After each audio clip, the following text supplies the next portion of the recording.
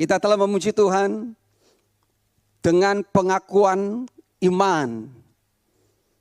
Bahwa sukacita Tuhan, anggur sukacita Tuhan telah tinggal di dalam kita. Dan hati yang gembira menjadi milik saudara dan saya. Sementara orang di luar Kristus semangatnya patah, lemah lesu. Ya. Dan tema kita hari ini adalah hati dan pikiran. Ya, hati dan pikiran. Kedua hal ini sangat penting di dalam kehidupan seseorang. Membuat saudara mengerti atau tidak mengerti Tuhan, jalan Tuhan adalah hati dan pikiran saudara. Lalu hati yang bagaimana dan pikiran yang seperti apa yang membuat saudara mengenal Tuhan itu? Mari kita lihat di dalam 2 Korintus 3 ayat 14. Tetapi pikiran mereka telah menjadi tumpul. Sebab sampai pada hari ini, selagi dunia ini masih ada, itu perkataan hari ini masih terus berlangsung. Ya. Sebab sampai hari ini selubung itu masih tetap menyelubungi mereka jika mereka membaca perjanjian lama itu tanpa disingkapkan. Karena hanya Kristus saja yang dapat menyingkapkannya. Bahkan sampai pada hari ini. Jadi ini berlaku sampai selamanya. Ya, selagi bumi ini masih ada, hari ini berlaku terus bagi orang-orang yang belum menerima kebenaran Tuhan. Setiap kali mereka membaca kitab Musa, ada selubung yang menutupi hati mereka. Ya, ada selubung yang menutupi hati mereka. Pikiran tumpul tidak mengerti apa-apa. Ya, mau dijelaskan seperti apapun kalau pikirannya masih tumpul, masih tertutup selubung, maka orang itu tidak akan mengerti. Selama apapun dia menjadi orang Kristen, sehebat apapun pemahaman dia tentang teologi, tentang Tuhan, dia tidak akan pernah bisa mengerti. Karena apa? Masih tumpul. Dan hatinya juga tertutup oleh selubung itu. Sehingga dia tidak bisa mengerti Tuhan. Hidupnya hanya ya seperti daun pintu, saudara ya. Hari Minggu datang ibadah terbuka, setelah itu tertutup lagi. Tapi hanya sebatas di situ saja perputaran kehidupannya.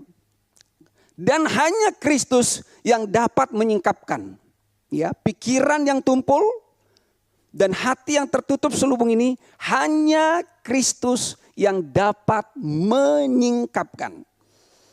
Bukan pengetahuan, bukan pengajaran agama, tetapi hanya Kristus yang dapat menyingkapkan. Mari kita lihat berikutnya, saudara. Matius 15 ayat 14. Biarkanlah mereka itu. Yesus yang ngomong ini tentang ahli Taurat, orang Farisi, pendeta-pendeta, orang-orang teologi ya saudara ya, yang sudah belajar tentang firman Tuhan. Tapi apa kata Yesus? Biarkanlah mereka itu. Mereka orang buta yang menuntun orang buta. So clear ya. Jadi di luar Kristus sehebat apapun titelnya saudara, itu buta. Pikirannya tumpul, hatinya masih tertutup. Dan itu adalah orang buta. Mereka orang buta yang menuntun orang buta. Dan dijelaskan jika orang buta menuntun orang buta, pasti keduanya jatuh ke dalam lubang. Jadi kalau pendetanya buta, jemaatnya buta juga. Sama-sama mohon maaf, ya sama-sama masuk lubang. Walaupun heboh kelihatannya saudara ya. Jadi udah jelas tentang pikiran dan hati ini supaya kita akan lihat bagaimana penyingkapan Tuhan. Jawabannya di dalam 2 Korintus 3:16. Tetapi apabila hati mereka berbalik kepada Tuhan, maka selubung itu diambil daripadanya. Oke? Jadi di sini saudara, awalnya titik baliknya adalah apabila hati seorang berbalik kepada Tuhan, maka selubung itu diambil daripadanya. Selubung itu diambil daripadanya. Saya akan berikan contoh. Kedua anak muda yang ganteng sini, udah cepat. Yuk, Oba dan jangan si Oba sih, kamu aja, kamu. Ya, oke. Saya akan berikan contoh sebentar, saudara. Apabila hati orang itu berbalik. Nah, berbalik. Kamu di sini. Kamu di sini Bang? Kau menghadap ke sini ya. Sini Kak. Kamu.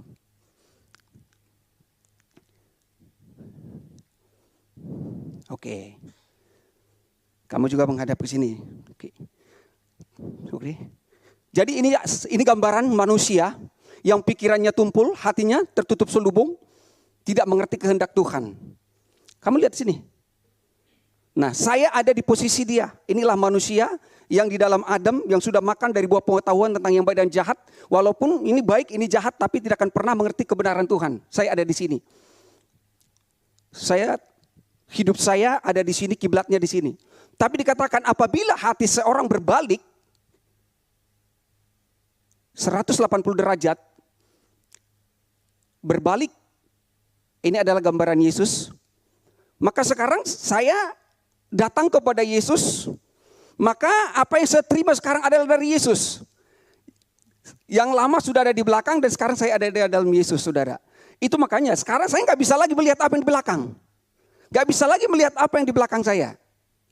Itu namanya berbalik. Jadi bukan menghadap. Kan kalau di jalan itu ada belok kiri, itu cuma berapa derajat ya? 90 ya. Jadi masih bisa lihat sini, bisa lihat sini. Nah di sini banyak orang-orang agamawi ya di sini posisinya. Dia ada di pertengahan itu. Dirinya ada, mencoba dari Tuhan juga ada. Jadi dicampur. Dia tahu tentang Tuhan seadanya dan kekuatannya juga masih main. Tapi ketika kita berbalik 180 derajat, semua itu diriku sudah bukan aku lagi. Hidupku bukan aku lagi, melainkan Kristus yang hidup dalam aku. Jadi itu saudara berbalik. Itulah yang selalu saudara dengarkan kebenaran sampai saudara betul-betul mengerti apa yang selalu disampaikan di sini. Tuhan itu kasih, hanya Dia yang benar, hanya Dia yang baik. Oke, God bless. Thank you ya. Sudah berbalik saudara. Itu apabila hati seorang berbalik kepada Tuhan, maka selubung itu diambil daripadanya. Jadi siapa yang ngambil? Bukan doa kita yang mengambil. Bukan usaha kita, bukan perjuangan kita. Tuhan yang ngambil. Ketika saya berbalik tadi, Dia yang buka. Membuka selubung itu. Dari mata, dari pikiran, ya, berbalik kepada Tuhan. Itu yang selalu dikatakan bertobat ya. Bertobat, berbalik. Berbalik 180 derajat. Jadi bukan belok kiri atau belok kanan. Setengah di dalam diri kita, setengah di dalam Tuhan. Selubung. Itu selubung adalah kain penutup wajah, saudara ya. Kain penutup wajah. Kain penutup wajah, jadi ketutup selubung, sehingga orang yang ketutup selubung itu tidak akan bisa melihat. Nah, tidak bisa melihat. Jadi orang itu seperti orang buta. Gitu. Selubung. Selubung itu menutupi, sehingga dia tidak bisa melihat. Apapun tidak akan bisa melihat dan tidak bisa membedakan. Dan orang itu seperti orang buta. Berjalan di dalam kegelapan. Berjalan di dalam kegelapan. Jadi di luar Kristus orang berjalan di dalam kegelapan. Seperti orang buta. Doktrin-doktrin masih membuat mereka buta. Mari kita lihat saudara bagaimana pikiran dan hati yang baru. Jadi di dalam hatinya itu ada Yesus. Ada cross. Hati yang baru itu terjadi ketika Kristus ada di dalam hati saudara. Pikiran yang baru ketika Kristus ada di dalam pikiranmu. Jadi keduanya ini kita akan sinkronkan saudara. Karena kehidupan manusia capek, hati percaya, pikiran menolak. Gitu ya. Atau perasaan terbawa, logika tidak bermain. Jadi kacau gitu dalam kehidupan. Jadi pikiran dan hati ini menjadi selaras. Karena sama-sama dikuasai oleh Kristus. Saudara memiliki hati yang baru, memiliki pikiran yang baru. Tanpa memiliki hati yang baru dan memiliki pikiran yang baru, sejauh manapun perjalananmu, pengorbananmu, pengabdianmu, dedikasimu di dalam agama, semua akan sia-sia. Tidak ada artinya tanpa saudara memiliki hati yang baru dan pikiran yang baru. Nyanyinya bagus, khotbahnya bagus, terstruktur semuanya, sistematis semuanya, joknya ada, homiletikanya ada, semuanya tanpa hati yang baru dan pikiran yang baru yang menyampaikan kebenaran, itu tidak akan ada hasilnya saudara. Baik, Pertanyaannya, kapankah kita menerima hati yang baru dan pikiran yang baru? Kapan, saudara? Banyak orang ngaku-ngaku sudah memiliki hati yang baru, memiliki pikiran yang baru. Kapan? Kita kan lihat, saudara, itu bukan dibuat-buat. Oh, sejak aku jadi orang Kristen, sejak aku dibaptis, sejak aku terjun pelayanan. Bukan, saudara. Kita menerima hati yang baru dan pikiran yang baru ketika kita ada di dalam Kristus. Ada di dalam Kristus. Perhatikan, ada di dalam Kristus, bukan sekedar lahir baru. Lahir baru itu saudara percaya menerima Yesus sebagai Tuhan dan Juru Selamat pribadimu, sekali saja lahir cukup. Anda sudah lahir baru. Tapi hatimu itu harus benar-benar baru dan pikiran baru, tidak berhenti di sana. Karena orang hanya sekedar lahir baru masih bisa disesatkan. Jadi jangan bangga cuma lahir baru doang, saudara. Saudara benar-benar seperti tadi. Kalau sudah lahir baru, berarti saudara itu harus benar-benar berada dalam Kristus. Hadapnya langsung berbalik 180 derajat. Jangan 90 derajat. Sehingga kadang kita ke dalam kehidupan kita yang lama, kadang kepada Tuhan, hari Minggu kepada Tuhan, harinya Tuhan, hari yang lain hari terserahlah. Bagaimana orang menafsirkannya, saudara ya? 2 Korintus 5:17. Jadi siapa yang ada dalam Kristus, bukan di dalam gereja ya, bukan sekedar orang Kristen, bukan yang dikatakan pendeta atau sarjana teologi. Siapa yang ada di dalam Kristus, ia adalah ciptaan baru. Yang lama sudah berlalu, sesungguhnya yang baru sudah datang. Di situ terjadinya, saudara, di dalam Kristus, bukan di dalam agama. Bahkan bukan di dalam sekedar agama Kristen. Apa itu yang lama? Jadi ada dua di sini, ada yang lama, ada yang baru. Yang lama tadi kehidupan yang di sebelah sini, yang diwakili oleh si cantik tadi. Yang lama pikiran masih tumpul, masih tertutup oleh selubung. Masih hidup dengan diri sendiri, masih hidup dengan kekuatan, masih hidup dengan usaha kita, masih hidup dengan agama kita seperti ahli Taurat orang Farisi. Mereka lebih pintar soal kitab suci, bahkan bisa banyak hafal-hafal. Minimal Pentatuk ya, 5 kitab Musa, saudara. Itu apa? Hati yang keras, hati yang belum bisa mengerti kehendak Tuhan. Jadi apa yang baru, saudara? Yang baru itu adalah pikiran Kristus. Itu yang baru. Saudara memiliki pikiran Kristus, memiliki hati yang percaya kepada kasih Tuhan, ketaatan kepada Tuhan, hidup di dalam kasih-Nya, itu dah.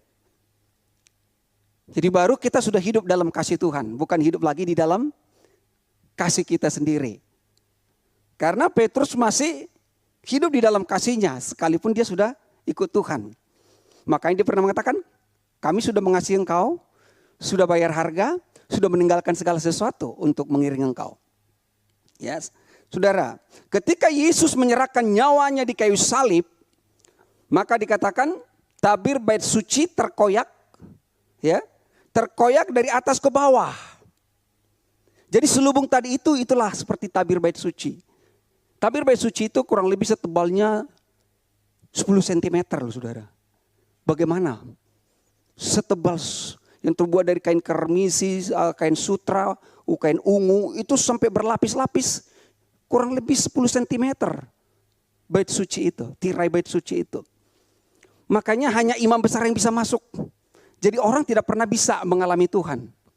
Ya, saudara, ini gak ada imam besar pun gak bisa mengoyakkan ini. Karena imam besar ketika masuk ke ruang maha kudus, itu harus dikasih tali, lalu ada lonceng, saudara. Dari umat bangsa Israel ada di luar. Ketika dia masuk ke ruang maha suci begini, kalau itu lonceng kering-keringnya gak bunyi lagi, berarti dipastikan imamnya mati di situ. Karena imamnya juga tidak kudus. Lalu tinggal ditarik aja. Betapa itulah, saudara, akibat dosa. Tapi kabar baiknya, semua selesai di kayu salib. Sampai mengatakan sudah selesai. Ketika dia menyerahkan nyawanya. Menyerahkan nyawanya saat itulah. Begitu dia menyerahkan nyawanya saat itu terbuka.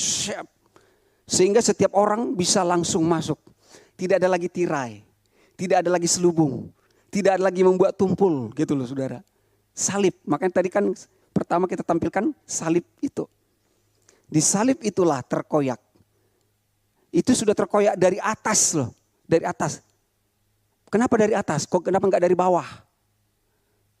Karena Tuhan itu dari atas. Dari bawah adalah usaha manusia. Mencoba untuk mengoyakkan dengan korban tiap bulan, tiap tahun. Kambing, lembu, merpati, tekukur, ibadah, doa puasa, dan segala macam. Itu usaha manusia dari bawah tapi tidak pernah bisa. Dan manusia sekarang masih melakukan itu. Bukan membuka, justru menjahit kembali. Tirai yang sudah terkoyak tadi justru ditutup kembali sama pemimpin-pemimpin agama. Sehingga jemaat itu di-drive, digiring ke pendetanya yang hebat. Dikultuskan formulanya, urapan pendetanya, kehebatan pendetanya. Ya, saudara. Sehingga sekarang, saudara langsung bisa melihat Tuhan. Musa aja gak bisa melihat Tuhan loh. Orang melihat Tuhan mati. Karena Tuhan itu maha kudus. Tapi dengan darah yang kudus itu, sekarang saudara bisa mengalami kasih Tuhan. Saudara bisa berseru ya Aba, iya Bapa. Kita langsung lihat lagi hati yang baru. Hati yang baru itu sudah dinubuatkan. Nabi Yehezkiel ini adalah nabi besar. Dan nabi yang benar, apa yang dinubuatkan pasti terjadi saudara. Dalam Yehezkiel 36 ayat 26, kamu akan kuberikan hati yang baru. Akan, belum terjadi. Kapan? Setelah salib kan? Gitu saudara. Kamu akan kuberikan, itu yang akan terjadi. Jadi Yehezkiel itu sudah dapat pewahyuan itu saudara. Minggu lalu kita dengarkan bahwa kitab Nabi Yesaya itu banyak sekali mencatat tentang perjanjian baru. Menubuatkan tentang perjanjian baru. Kelahiran Kristus, kematian Yesus, penebusan sudah sempurna, pembebasan dari kutuk. Ya semua sudah digenapin saudara kitab Injil ya. Kamu akan kuberikan hati yang baru dan roh yang baru di dalam batinmu. Ya. Dan aku akan menjauhkan dari tubuhmu hati yang keras dan kuberikan kepadamu hati yang taat. Jadi hati yang baru itu hati yang taat. Yang taat itu karena percaya. Percaya. Kenapa bisa taat? Karena percaya. Kenapa tidak taat? Membangkang karyawan sama pimpinannya. Kurang percaya sama bosnya gitu loh. Jadi kenapa kita bisa taat? Karena percaya. Percaya kepada apa? Kepada karya Tuhan. Kepada kasih yang sempurna tadi. Saudara. Jadi Tuhan berikan kepada kita hati yang baru, hati yang taat, hati yang percaya, hati yang mengerti kehendak Tuhan.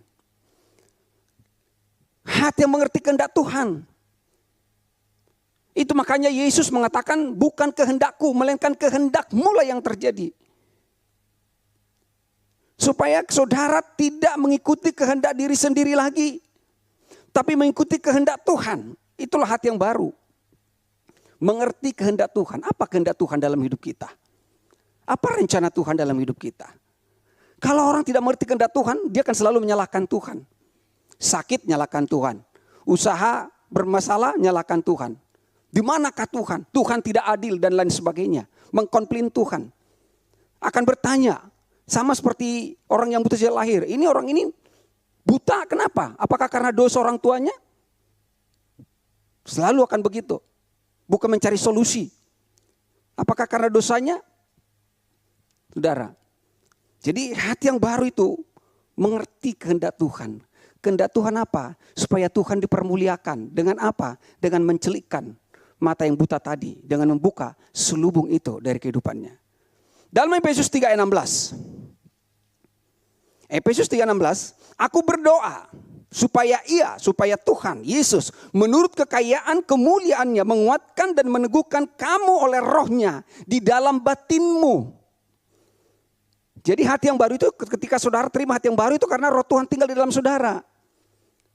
Roh Tuhan, bait Tuhan itu kita. Bukan lagi gedung ini, ya. Makanya Tuhan bilang robohkan, dalam 3 hari aku akan bangun. Maksudnya Yesus harus mati dan bangkit. Dan sekarang bait suci bukan lagi di Yerusalem, bukan gedung-gedung gereja yang megah itu saudara. Yang kata Pastor Maria ada kemarin itu sudah berubah menjadi pasar, jadi restoran, jadi toko, jadi apa. Memang itu sudah kenyataan di bagian Eropa sana saudara ya. Bersyukur di Indonesia masih dipakai. Restoran, bioskop bisa dipakai jadi tempat ibadah. Cuma pertanyaannya, apakah hatinya sudah terbuka dan pikirannya sudah terbuka, saudara? Oke?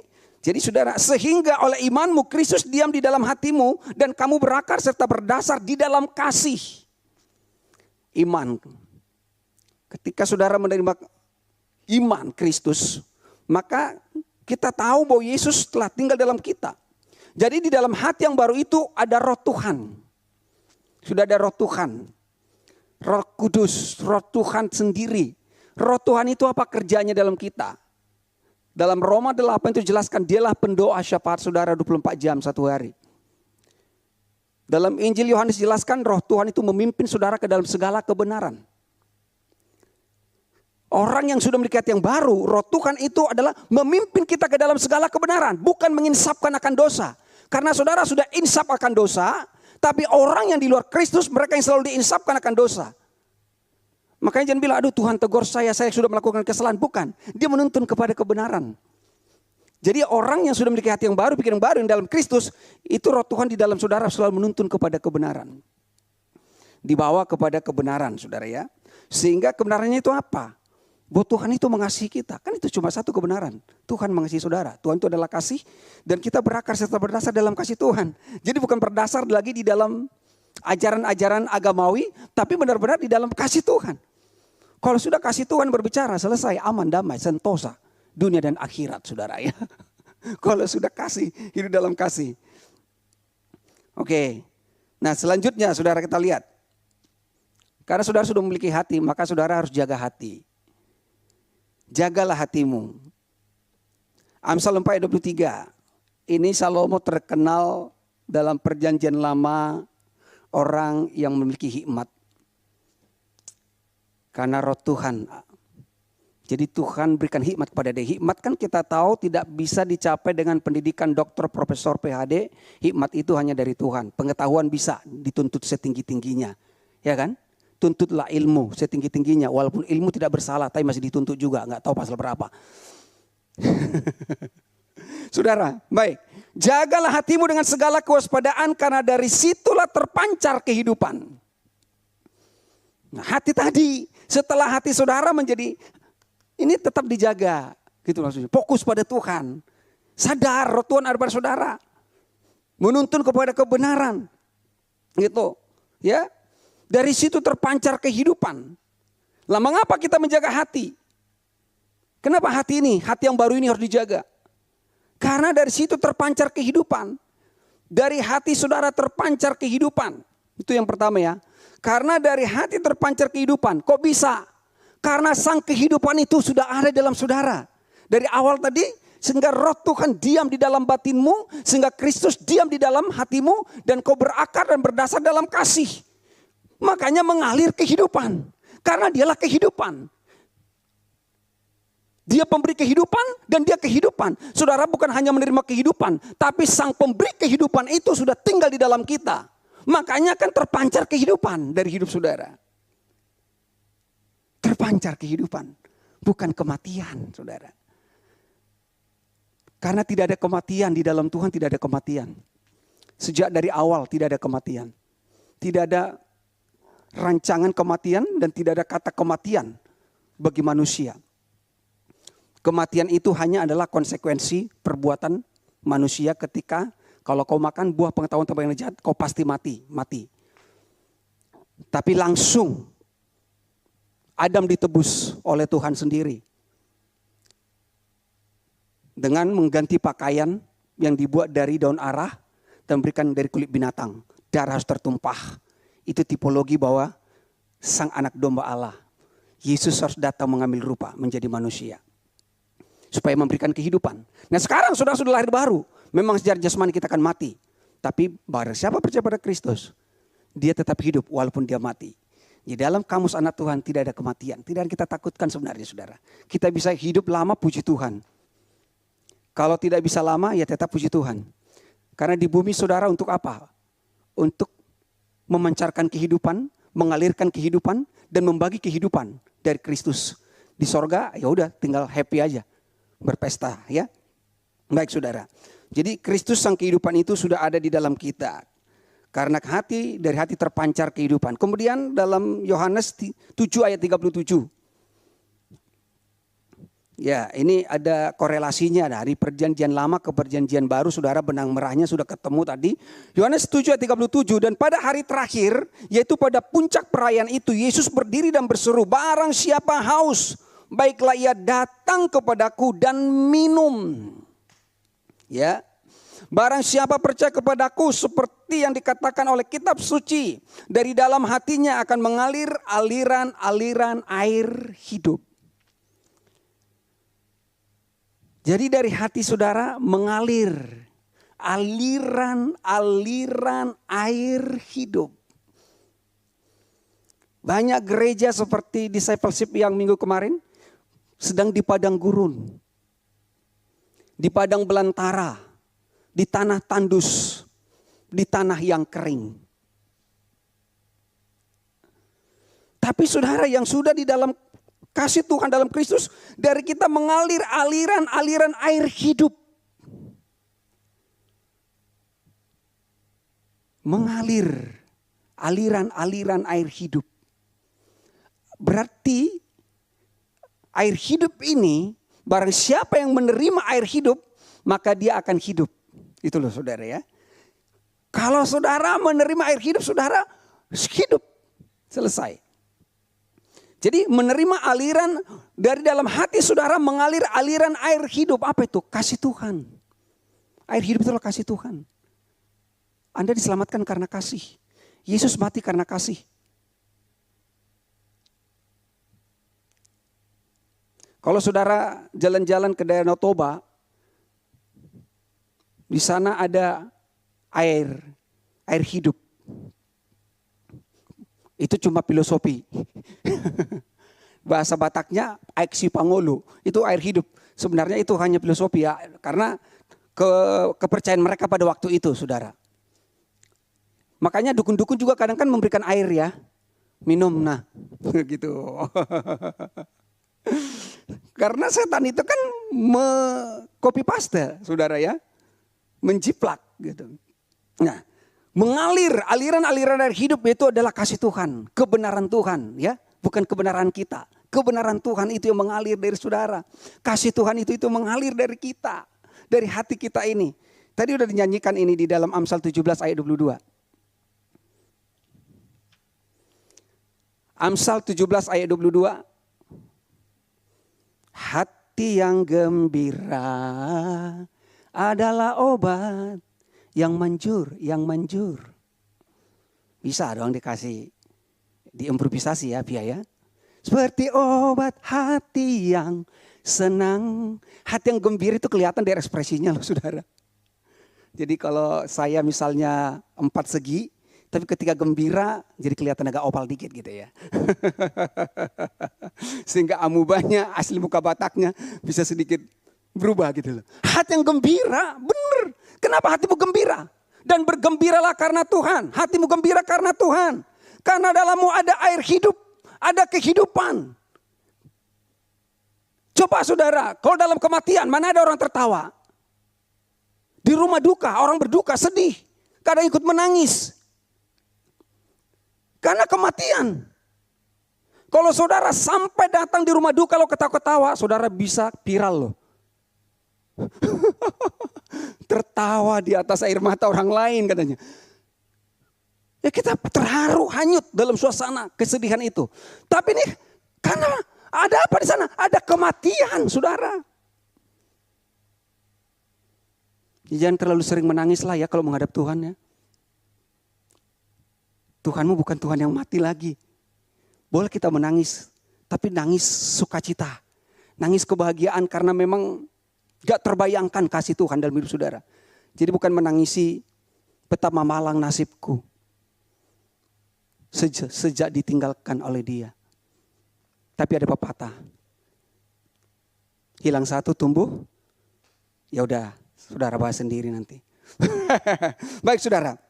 Hati yang gembira adalah obat yang manjur, tetapi semangat yang patah mengeringkan tulang. Jadi luar biasa ya. Makanya salah satu murid Yesus itu ada dokter. Bisa disurvei nih para dokter. Hati yang gembira. Kalau orang yang patah semangat, orang yang kecewa, sakit hati, orang yang penuh dengan kemarahan, katanya nih saudara, ludahnya saja pun kalau dimakan, diminum sama katak, kataknya bisa mati. Saking racunnya itu loh. Jadi kalau saudara sedih,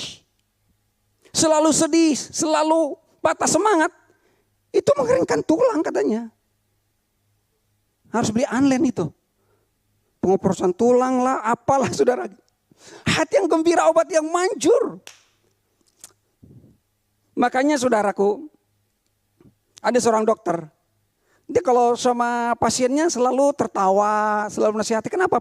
Apa mau dipikirin? Ya masa soal hidup. Emang hidupnya seperti apa? Ya ekonomi sekarang makin sulit. Terus karena ekonomi sulit, apakah Bapak pernah tidak makan? Oh tidak. Jadi kenapa mesti sulit? Ternyata saya lihat dokter itu seorang pelayan juga gitu ya. Yang sudah mulai sedikit lah mengerti kebenaran firman Tuhan. Seorang worship leader juga saya lihat. Oh pantasan beda cara pelayanannya. Hati yang gembira, obat yang manjur. Dia bilang itu. Hati gembira, obat yang manjur. Semangat yang patah meringkan tulang. Jadi kita harus banyak bergembira. Umur-umur yang sudah semakin tua, yang sudah kepala 5, kepala 6, banyak-banyaklah tersenyum, katakanlah dengan senyum. Ya, senyum. Kalau kita senyum kepada orang, pasti orang balas dengan senyum. Tapi kalau kita melotot kepada orang, mungkin bukan hanya matanya yang melotot kepada kita, bisa tindakan yang lain. Karena umur kita itu ditetapkan Tuhan 120 tahun loh saudara. Teman saya ada umur orang tuanya 101 tahun. Masih kuat, masih bisa ke pesta orang Batak, masih pakai kebaya. Di kampung loh. Tapi orang di kota agak sulit ya. Susah. Karena sudah lebih banyak polusinya. Kalau di kampung itu kan alami, melihat yang hijau-hijau.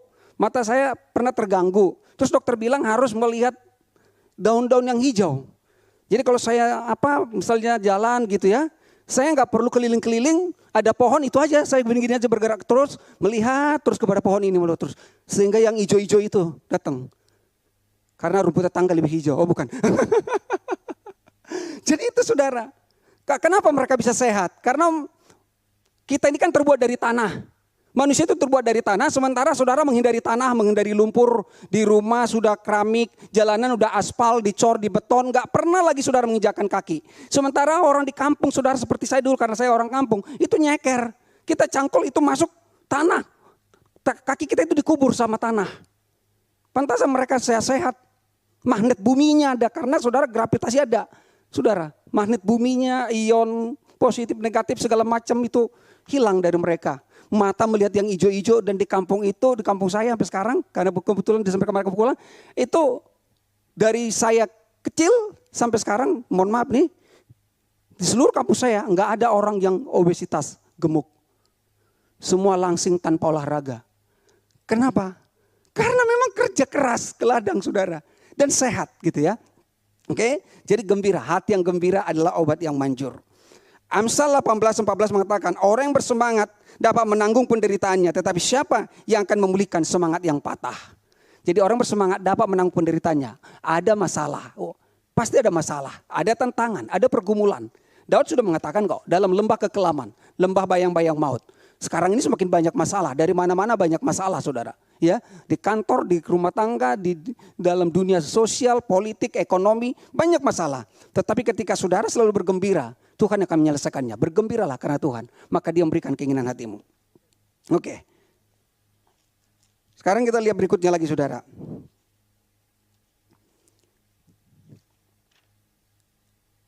Oke, Efesus. Dan supaya Ia menjadikan mata hatimu terang, agar kamu mengerti pengharapan apakah yang terkandung dalam panggilannya. Betapa kayanya kemuliaan bagian yang ditentukannya bagi orang-orang kudus. Supaya Ia menjadikan mata hatimu terang. Makanya tadi jaga. Supaya hati kita ini tetap terang saudara. Jangan kadang terang, kadang remang-remang. Seperti mati lampu. Jangan saudara ya. Jadi harus terang. Supaya hati kita terus terang katanya. Mengerti apa itu? Mengerti kebenaran akan kasih Tuhan. Jadi gak berubah-ubah. Saudara gak kadang-kadang mengerti, oh iya Tuhan mengasihi saya. Terus dengar lagi dari sana, beda lagi. Dengar dari sini, beda lagi. Pusing sendiri saudara. Seperti yang pernah dikhotbahkan Pak John. Masalah Tritunggal, masalah ini, Yesus Tuhan Juru Selamat. Kalau hatimu sudah terang, gak apa-apa. Dari dulu pengajaran itu sudah ada. Penyesatan sudah ada dari dulu. Dan dimensinya pasti berkembang. Karena pengetahuan manusia bertambah dan populasi bertambah. Kemajuan bertambah. Pasti penyesatan itu berbagai macam cara semakin terjadi. Bahkan semakin halus saudara. Semakin banyak orang terjebak di dalamnya. Jadi hati kita ini setelah hati yang baru ini harus terang. Hatimu terus terang dan terang terus. Seperti lampu Philip. Terang terus, terus terang. Itulah hati saudara. Orang jujur itu kan terus terang ya kan? Katakan terus terang. Kau usah neko-neko saudara. Dalam hal apapun ya. Jadi supaya dia menjadikan mata hatimu terang. Supaya kau mengerti pengharapanmu.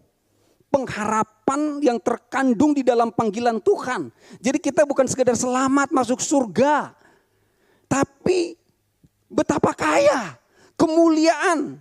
Kemuliaan yang telah hilang dari Adam. Dan kemuliaan itu sekarang diberikan kepada saudara. Betapa kayanya kemuliaan yang ditentukannya bagi saudara orang-orang kudus. Karena telah dikuduskan. Selagi di bumi ini kita sudah hidup dalam kerajaannya. Kita hidup di dalam tanah perjanjian. Kita hidup dalam Yerusalem baru. Sebelum kita ke sorga saudara ya. Nah sekarang kita masuk pada pikiran. Hati sudah selesai masuk kepada pikiran yang baru. Kolose 3 ayat 1. Karena itu kalau kamu dibangkitkan bersama dengan Kristus.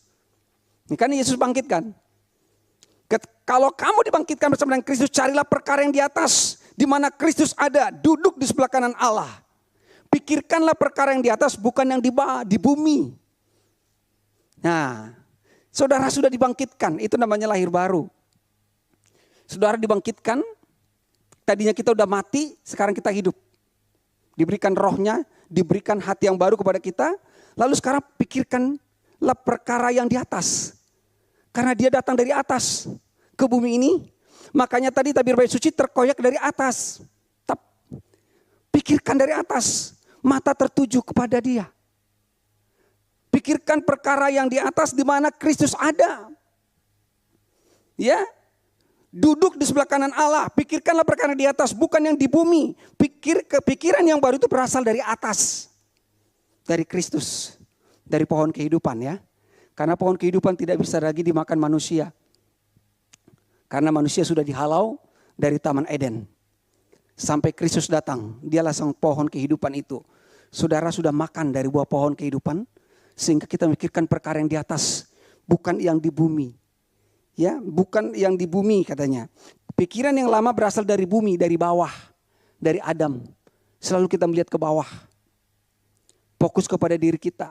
Gak bisa melihat kemuliaan Tuhan, keagungan Tuhan. Tidak bisa melihat kasih Tuhan dan kebaikan Tuhan.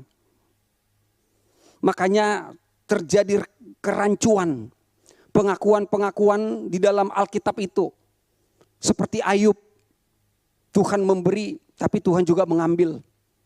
Jadi ya, masa kita hanya mau menerima yang baik dari Tuhan, terus tidak mau menerima yang buruk? Kacau, saudara, pemahamannya. Karena memang dia belum mengenal Tuhan dengan benar. Sampai waktunya dia mengalami perjumpaan itu. Sehingga dia baru dipulihkan. Jadi bukan dari kata pendeta, bukan dari kata orang lagi. Bukan dari kata teologi lagi. Tapi dari aku sendiri yang melihat. Karena selubung sudah dibuka, saudara sendiri yang melihat.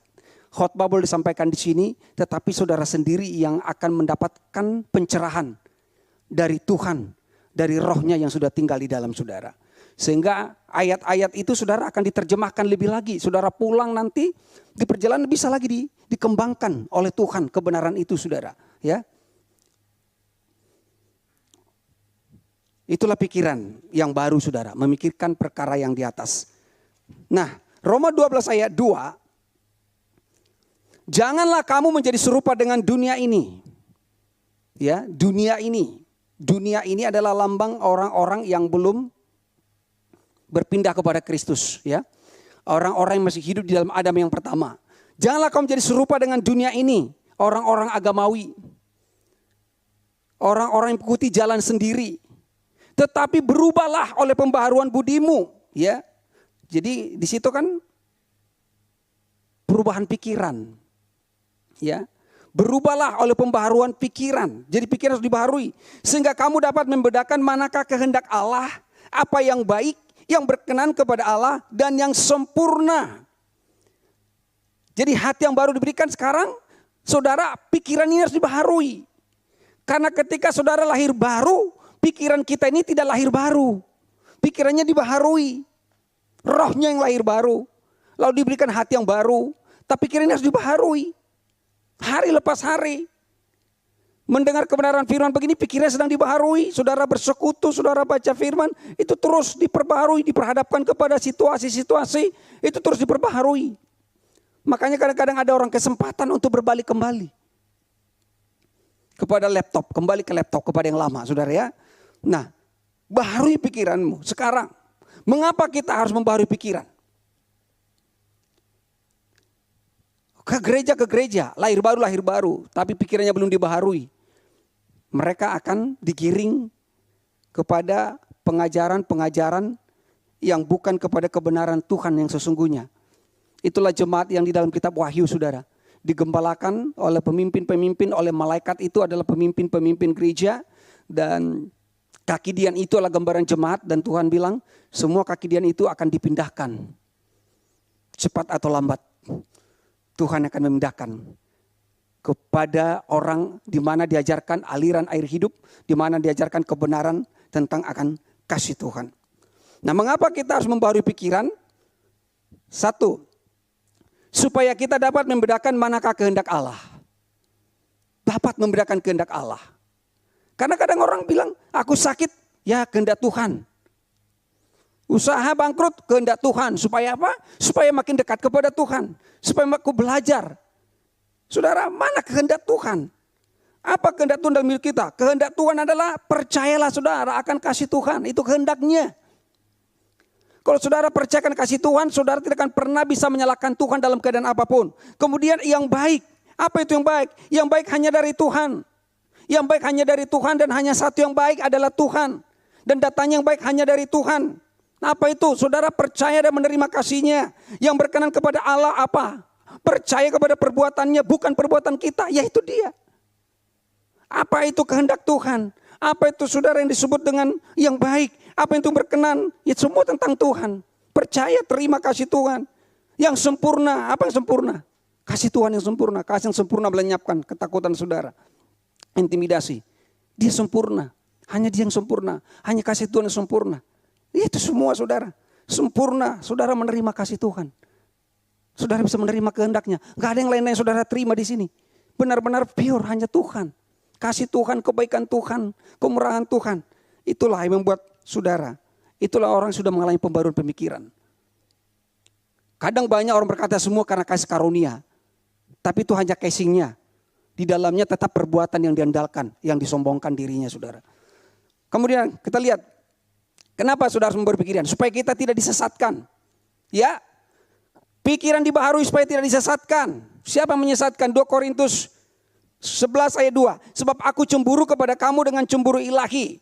Karena aku telah mempertunangkan kamu kepada satu laki-laki untuk membawa kamu sebagai perawan suci kepada Kristus.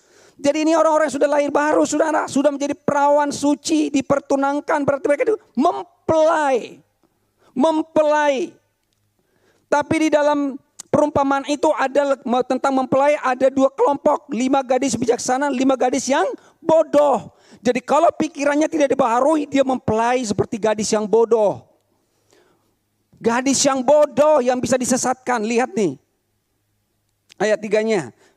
Tetapi aku takut kalau pikiran kamu disesatkan dari kesetiaan kamu yang sejati kepada Kristus. Sama seperti Hawa diperdayakan oleh ular itu dengan kelicikannya. Nah saudara. Sudah lahir baru. Sudah anak Tuhan. Tapi pikiran tidak dibaharui. Bisa diperdaya. Jadi sudah mempelai. menjadi gadis yang bodoh, membeli minyak kepada penjual minyak, padahal minyaknya palsu. Mengejar urapan, mengejar mujizat, mengejar kuasa, mengejar berkat. Saudara, mujizat itu enggak selalu permanen. Berkat itu juga enggak selalu permanen. Ketika itu berubah, maka hidupnya juga enggak jelas, saudara. Jadi pikiran harus dibaharui supaya tidak disesatkan oleh nabi palsu. Orang-orang sudah mengalami pembaruan pikiran, saudara itu punya filter. Sebab apapun pengajaran di sana nggak perlu khawatir gitu loh, saudara. Apapun yang disampaikan di sana tentang ini, begini, saudara nggak perlu ragu. Oh, vaksin sampai sekarang masih dibahas. Kita sudah vaksin ini, katanya darah kita ini sudah terkonek dimanapun kita nanti kan bisa dikontrol. Dan kita sudah dikendalikan oleh antikris, itu adalah bagian dari chip segala macam. Pusing mikir itu ngapain, saudara? Toh Kristus sudah di dalam saya nggak mau tahu. Teman saya begitu rajin ngirim ke pasar. Kasihan, saudara, disesatkan lagi. Hanya permainan angka-angka. 6. Ya, apapun yang terjadi, terjadilah. Bahkan pernah saya dengarkan kesaksian seorang pendeta, ke neraka pun aku siap masuk, yang penting bersama Kristus. Karena kalau bersama Kristus neraka jadi full AC gitu saudara. Oke, baik. Ketiga, supaya kita memiliki pikiran Kristus. Ya, maka harus dibaharui. Ini udah selesai saudara ya. Matius 16 ayat 23. Maka Yesus berpaling dan berkata kepada Petrus, "Enyalah iblis, engkau suatu batu sandungan bagiku. Sebab engkau bukan memikirkan apa yang dipikirkan Allah, melainkan apa yang dipikirkan manusia." Ini dia contohnya. Bukankah dia sudah percaya Tuhan? Dia tahu Mesias. Engkau adalah Mesias, anak Allah yang hidup. Dia masih menyangkal. Dia katakan, "Aku rela mati untukmu. Kalaupun mereka menyangkal engkau, aku tidak." Tapi buktinya nyangkal, saudara. Pikirnya belum dibaharui. Jadi jangan berhenti sampai di sana. Maka dikatakan kau masih memikirkan apa yang dipikirkan manusia. Dia masih terpengaruh dengan ajaran Yudaisme, hukum Taurat, usahanya, kekuatannya. Petrus batu, loh batu. Ya, saudara. Lalu dikatakan dalam 2 Korintus 2 ayat 15. Tetapi manusia rohani menilai segala sesuatu, tetapi ia sendiri tidak dinilai oleh orang lain. Saudara sudah menjadi manusia rohani sekarang. Ada roh Tuhan di dalam saudara untuk saudara kebenaran. Sebab siapakah yang akan mengetahui pikiran Tuhan sehingga ia dapat menasihati dia? Tidak ada. Tetapi kami memiliki pikiran Kristus. Bukan berarti saudara mengetahui semua pikiran Tuhan. Impossible. Tapi saudara memiliki pikiran Kristus artinya apa? Saudara menerima segala kebaikan Tuhan. Percaya kepada Kristus sungguh-sungguh. Memiliki pikiran Kristus itu menerima kebenarannya. Menerima perbuatannya saudara. Dan meninggalkan membaharui pikiran kita yang lama tadi. Yang masih diperdaya. Jadi kita gak ada lagi yang diperdaya. Oke, slide terakhir saya begini. Hati yang baru itu adalah hatinya Tuhan. Dalam Lukas 6 ayat 45. Orang yang baik mengeluarkan barang yang baik dari perbenaran hatinya yang baik. Dan orang yang jahat mengeluarkan barang yang jahat dari perbenaran yang jahat. Karena yang diucapkan mulutnya meluap dari hatinya. Jadi sekarang saudara, orang yang baik mengeluarkan barang yang baik dari pembenaran hatinya yang baik. Siapakah orang yang baik? Gak ada orang yang baik. Hanya Tuhan yang baik. Tapi Tuhan yang baik telah ada dalam saudara. Sehingga saudara menjadi orang baik karena Tuhan.